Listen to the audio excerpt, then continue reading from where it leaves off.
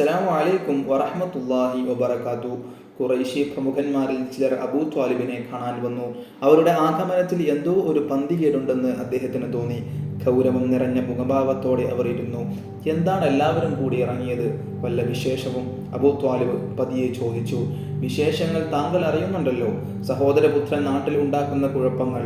അബൂ ത്വാലിബിന് കാര്യം മനസ്സിലായി. ഞങ്ങൾ ഗൗരവമായി ചില കാര്യങ്ങൾ തീരുമാനിച്ചിട്ടുണ്ട്. അത് താങ്കളെ അറിയിക്കുകയാണ്. നമ്മുടെ പൂർവികർ ആരാധിച്ചു വന്ന ബിംബങ്ങളെ മുഹമ്മദ് തള്ളിപ്പറയുന്നു. അവൻ പുതിയൊരു മതവുമായി വന്നിരിക്കുന്നു. ഇങ്ങനെ പോയാൽ നാട്ടിൽ കുഴപ്പങ്ങളുണ്ടാകും.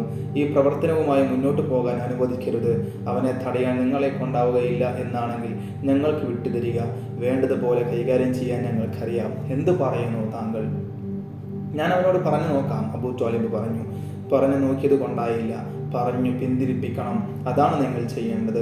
പിന്മാറുന്നില്ലെങ്കിൽ അവനെ ഞങ്ങൾക്ക് വിട്ടുതരണം. ഞങ്ങൾ തൽക്കാലം പോകുന്നു, പിന്നീട് വരാം. ഖുറൈശി നേതാക്കൾ ഇറങ്ങിപ്പോയി. മനസ്സമാധാനമില്ലാത്ത നിലക്കാണ് പോയത്. അബൂ ത്വാലിബ് വിഷമിച്ചു. സഹോദരപുത്രനെ ഈ പ്രവൃത്തിയിൽ നിന്ന് എങ്ങനെ പിന്തിരിപ്പിക്കും? പറഞ്ഞാൽ കേൾക്കുമോ?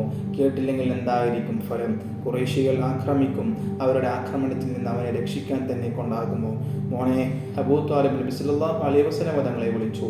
വിളി കേട്ട് വേഗം വന്നു. മോനോടൊരു പ്രത്യേക കാര്യം പറയാനുണ്ട്. മോൻ മനസ്സ് വെച്ച് കേൾക്കണം. ഞാൻ വൃദ്ധനാണ്. നിന്നെ രക്ഷിക്കാനുള്ള കഴിവ് എനിക്കില്ല. നിന്റെ ഇപ്പോഴത്തെ ഈ പ്രവർത്തനം നിർത്തിയില്ലെങ്കിൽ ഖുറൈശികൾ നിന്നെ ഉപദ്രവിക്കും.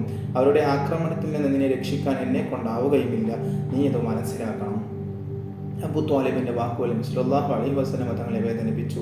വൃദ്ധനായ പ്രത്യവൻ താൻ കാരണം ആശങ്കയിലാണ്.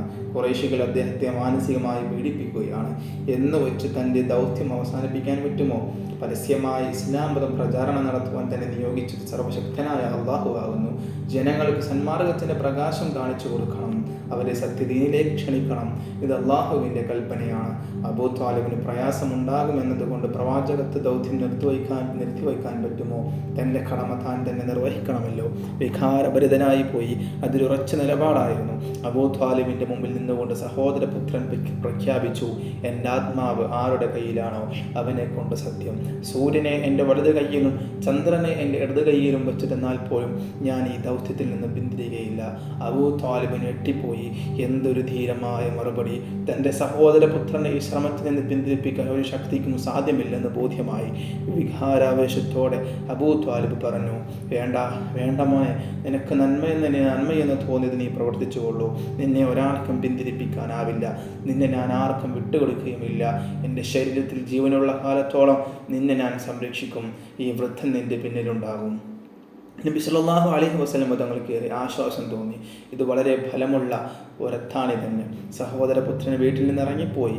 എന്നിട്ടും ആ വാക്കുകൾ കാതുകളിൽ മുഴങ്ങുന്നു. അവനെ പിന്തിരിപ്പിക്കാൻ ഒരാൾക്കുമാവില്ല.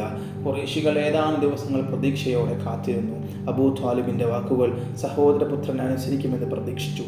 പ്രതീക്ഷ തെറ്റി. മുഹമ്മദ് നബി സല്ലല്ലാഹു അലൈഹി വസല്ലം തങ്ങളെ മതപ്രചരണം തുടങ്ങുകയാണ്.